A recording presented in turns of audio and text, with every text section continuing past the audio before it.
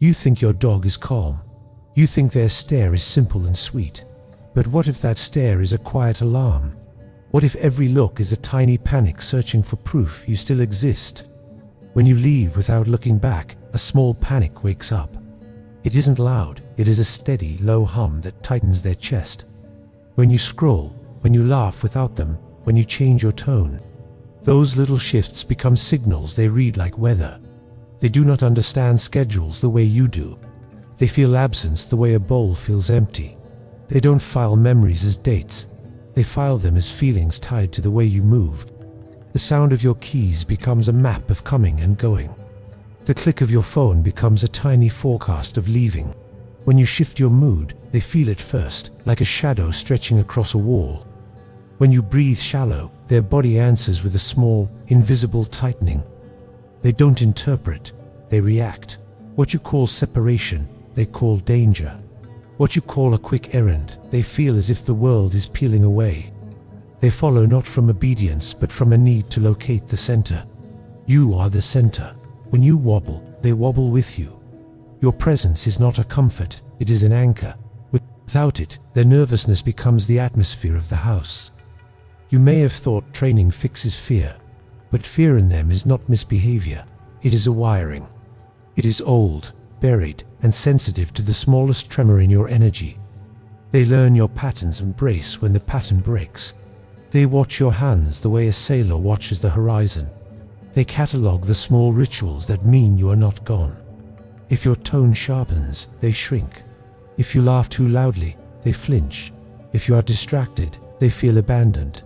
If you are still, they soften. Now, here's what matters. You can become the thing they need most. Not through commands, but through presence. You do not have to become perfect. You have to become steady. So make a small ritual, a slow, deliberate act that says, I am here. Type a single word in the comments now. Stay, do it quietly, like a promise you whisper into their ear. Not for the algorithm, not for the views. Do it so the world has a record that you chose to be the anchor. Do it so you remember you made that choice. When you walk into the room, soften before they see you. Lower the volume of your breath and let your shoulders drop. Sit, do nothing dramatic. Let your calm arrive before your hand does.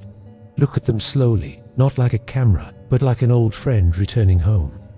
Hold their gaze for a heartbeat longer than feels natural. Breathe with intention. Inhale steady, exhale slow. Let your hand rest, not with commands, but with permission. Stay there until their body learns the rhythm of your stillness. When you must leave, make the exit gentle. Say a single low word, turn the lights down, close the door softly. When you return, come in as if you mean it. Stand still, breathe, then approach. No frantic excitement, no loud apologies. Your steadiness rewires their tiny weather systems. Your calm becomes contagious. They will mirror not only your motions but your inner weather. When you are anxious, they brace. When you are composed, they breathe. You do not raise them, you regulate them. You do not command love, you hold space for safety. This is not about being a perfect human. It is about being a reliable one. If this shook something awake in you, act differently today. Make one small change and keep it.